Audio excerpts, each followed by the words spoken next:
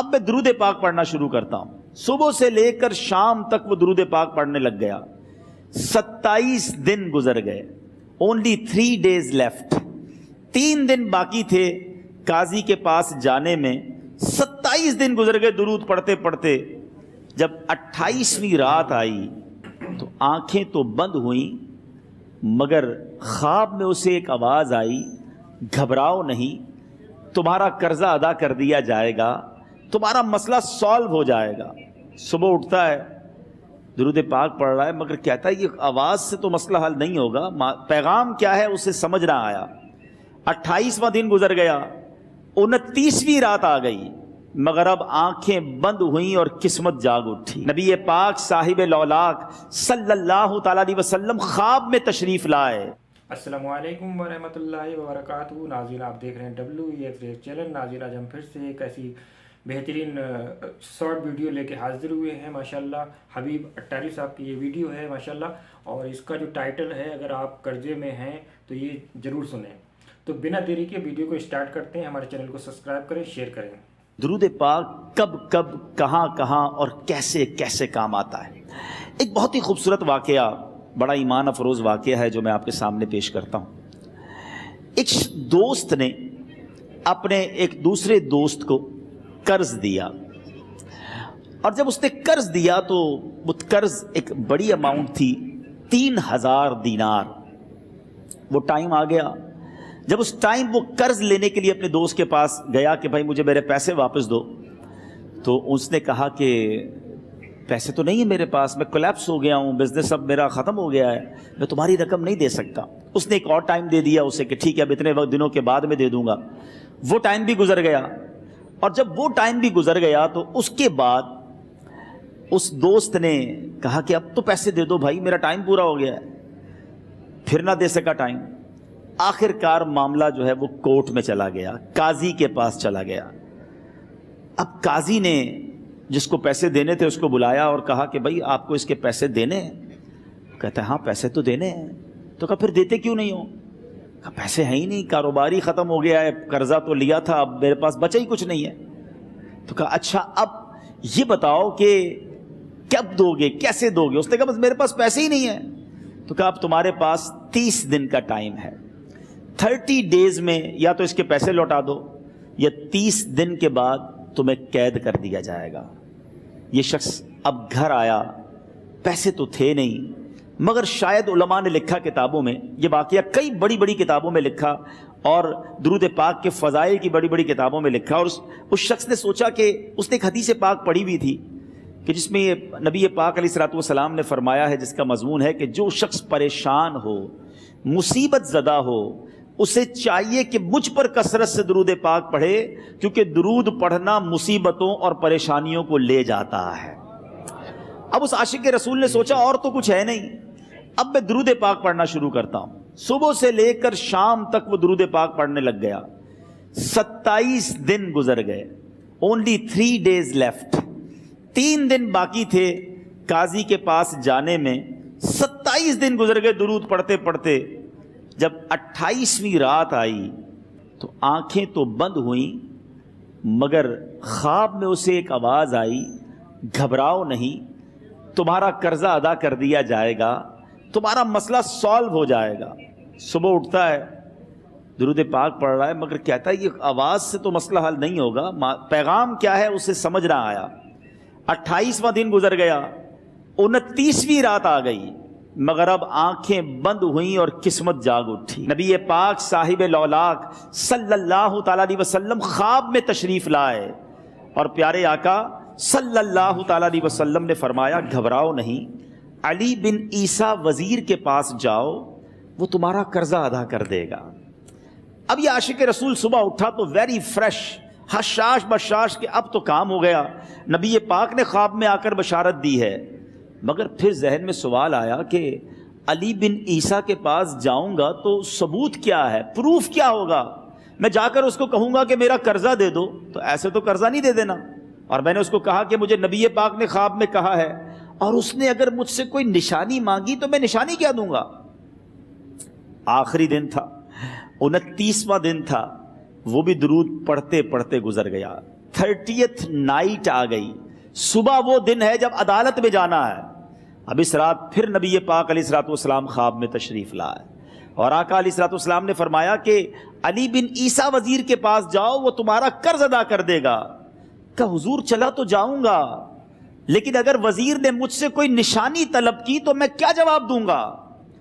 پیارے آقا علیہ الصلوۃ والسلام نے کمال کا ارشاد فرمایا کہ علی بن عیسیٰ سے کہنا کہ تم روزانہ فجر کی نماز کے بعد 5000 بار درود پاک پڑھتے ہو، یہ راز فقط تم جانتے ہو اور تمہارا رب جانتا ہے۔ اب یہ جب صبح اٹھا تو ایک نشانی بھی مل چکی تھی۔ عدالت میں جانے سے پہلے وزیر کے دربار میں پہنچ گیا، اسے یہ ڈر تھا کہ آج پیسے نہ لوٹائے تو سزا ہو سکتی ہے۔ جب وزیر کے دربار میں پہنچا تو وزیر اپنے مشیروں کے ساتھ بیٹھا تھا۔ کہا مجھے آپ سے بات کرنی ہے۔ کہا بتاؤ کیا بات کرنی ہے؟ کہا میں ایک پیغام لایا ہوں آپ کے لیے۔ اچھا کس کا پیغام لائے ہو؟ کہا میں نبی پاک جناب محمد مصطفیٰ صلی اللہ تعالیٰ علیہ وسلم کا پیغام لایا ہوں۔ وہ عاشق رسول وزیر تھا، کہتا بتاؤ میرے آقا نے کیا پیغام دیا ہے؟ کہا حضور میں 3000 دینار کا مقروض ہوں، آج آخری دن ہے اور میرے آقا نے مجھے بشارت دی ہے کہ آپ سے کہوں کہ آپ میرا قرض ادا کر دیجئے۔ علی بن عیسیٰ کہتا ہے کوئی ثبوت ہے آپ کے پاس؟ ہے کوئی دلیل بھی ہے آپ کے پاس؟ میں کیسے مان لوں کہ آپ کو نبی پاک علیہ الصلوۃ والسلام نے بھیجا ہے؟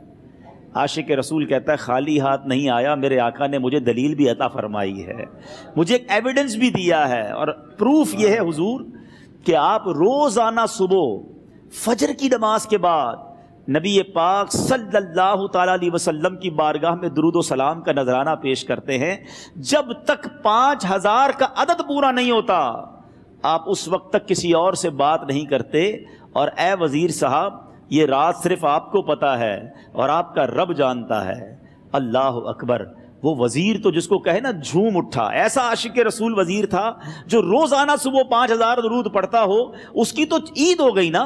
وہ کہتا ہے مرحبا یا رسول اللہ، میرے آقا نے میرے درود قبول کر لیے، اس سے بڑھ کر میرے لیے سعادت کیا ہوگی؟ اب یہ وزیر اپنی سیٹ سے اٹھتا ہے، اپنے کمرے میں جاتا ہے، تھوڑی دیر بعد واپس آ کر اس عاشق رسول کے ہاتھ میں 3000 دینار رکھ کر کہتا ہے حضور پہلے 3000 دینار تو نبی پاک کا حکم کی میں ادب سے بجا لاتا ہوں، میرے آقا نے جو حکم فرمایا یہ 3000 دینار آپ کو پیش کرتا ہوں، حضور ایک اور 3000 دینار لیجئے۔ میرے گھر آپ آئے، اتنی اچھی خبر سنائی، آپ نے قدم رنجا فرمایا، یہ 3000 اس کا نذرانہ ہے، اور ایسا کیجئے 3000 اور لیجئے، اس سے اپنے بچوں کے لیے کچھ چھوٹا موٹا کام شروع کیجئے اور ایک وعدہ کر کے جائیے، آج کے بعد زندگی میں آپ کو جب بھی کوئی کام پڑے میں آپ کا بھائی ہوں، مجھے یہ خدمت کا موقع دیجئے گا۔ اللہ اکبر! وہ مقروض جو ایک رات پہلے 3000 دینار کا مقروض تھا، ہو سکتا ہے اس کے بیک آف مائنڈ یہ بھی چل رہا ہو کہ اب شاید کل میں نے جیل میں جا کر عدالت میں جا کر گرفتاری دے کر جیل میں جانا ہے، مگر اب 9000 دینار ہاتھ میں ہیں۔ عاشق رسول جھومتا ہوا نبی پاک کی یاد میں گھومتا ہوا اب عدالت میں پہنچا۔ عدالت میں everybody expecting over there کہ آج اس نے آنا ہے اور آ کر کہنا یہی ہے کہ پیسے تو نہیں ہیں، گرفتار کر لو، مگر جا کر اس عاشق رسول نے 3000 دینار جج صاحب کے ہاتھ میں رکھ دیے۔ قاضی کہتا ہے پہلے تو یہ بتاؤ پیسے آئے کدھر سے؟ تم تو کہتے تھے غریب ہوں، تم تو کہتے تھے کاروبار نہیں ہے، ایک مہینے میں اتنی بڑی رقم کا انتظام کیسے ہو گیا؟ سبحان اللہ! اس عاشق رسول نے گویا زبان حال سے یہ کہا ہوگا کہ یہ تو کرم ہے ان کا، ورنہ مجھ میں تو ایسی بات نہیں، اتنا دیا سرکار نے مجھ کو، اتنی میری اوقات نہیں۔ اس نے وہ پورا واقعہ بھری عدالت میں سنا دیا۔ اللہ اکبر! میرے پیارے اسلامی بھائیوں ذرا سوچو پہلے زمانے میں کیسے عاشقان رسول ہوا کرتے تھے۔ وہ جج، وہ قاضی بھی کیسا سرکار علیہ الصلوۃ والسلام کا عاشق تھا۔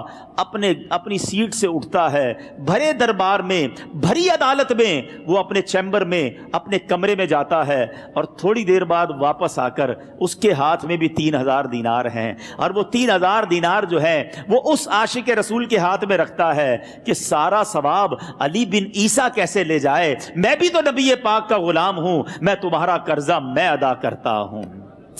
اچھا اب ایک اور عجیب سینیریو یہ بن گیا کہ جس نے کیس کیا تھا، جس نے دعویٰ کیا تھا، وہ بھی یہ سارا منظر دیکھ رہا تھا۔ کہتا ہے جج صاحب ذرا رکیے، میں بھی اپنے آقا کا امتی ہوں، اور ایک کام کیجئے، قلم کاغذ منگوائیے، اس عاشق رسول کا قرضہ ہی میں معاف کر دیتا ہوں۔ اچھا، اب عاشق رسول نے وہ واپس 3000 دینار جو جج صاحب نے دیے تھے، وہ واپس جج صاحب کو دیے کہ حضور یہ پیسے آپ ہی رکھ لیں، قرضہ ہی معاف ہو گیا، اب آپ کے پیسے کا میں نے کیا کرنا ہے؟ جج صاحب کہتے ہیں جو پیسے نبی پاک کے نام پر نکالے ہیں اب مجھے واپس نہیں چاہیے، یہ بھی تم اپنے ساتھ لے جاؤ۔ اللہ اکبر۔ میرے میٹھے اسلامی بھائیوں، وہ عاشق رسول ایک رات پہلے 3000 دینار کا مقروض ہے، اب 12000 دینار لے کر گھر کو واپس جا رہا ہے۔ اس ایک واقعے کے اندر جو ہم سب کے لیے درس ہے، جو ہم سب کے لیے پیغام ہے، شاعر لکھتے ہیں نا، دکھوں نے تم کو جو گھیرا ہو تو درود پڑھو، دکھوں نے تم کو جو گھیرا ہو تو درود پڑھو، جو حاضری کی تمنا ہو تو درود پڑھو۔ آج ہم بہت ساری پرابلمز میں ہوتے ہیں، یہاں بھی ہو سکتا ہے میرا کوئی بھائی بیمار بیٹھا ہو، کوئی قرضے میں ڈوب گیا ہو، کسی کا کوئی بزنس پرابلم چل رہا ہو، کوئی فیملی ایشو میں ڈسٹرب ہو، آپ کسی بھی پرابلم میں ہیں، خدا کی قسم درود پاک ایسا وظیفہ ہے۔ لوگ بہت سارے وظائف پوچھتے رہتے ہیں، بہت سارے جناب وظائف کے بارے میں معلومات کرتے رہتے ہیں، سچی بات یہ ہے ہر درد کی دوا ہے صلی علی محمد، ہر درد کی دوا ہے صلی علی محمد، تعویذ ہر بلا ہے صلی علی محمد۔ تو خدا را اپنی زندگی میں درود پاک کو شامل کر لیجئے، اور آپ بلیف کریں جب آپ نے کثرت سے درود پاک پڑھنے شروع کر دیے، آپ اپنی آنکھوں سے دیکھیں گے آپ کے پرابلم دور ہو رہے ہیں، آپ کی صحت اچھی ہو رہی ہے، آپ کے قرضے اترنے شروع ہو گئے ہیں، روزگار میں آپ کے برکت ہونا شروع ہو جائے گی۔ تو ناظرین، آپ کو یہ ویڈیو کلپ کیسی لگی کمنٹ میں ضرور بتائیں، ہمارے چینل کو سبسکرائب کریں، شیئر کریں، انشاءاللہ ایک اور ایسی ہی بہترین کلپ لے کے آپ کے سامنے حاضر ہوں گے، تب تک کے لیے ہمیں اجازت دیجیے، اللہ حافظ۔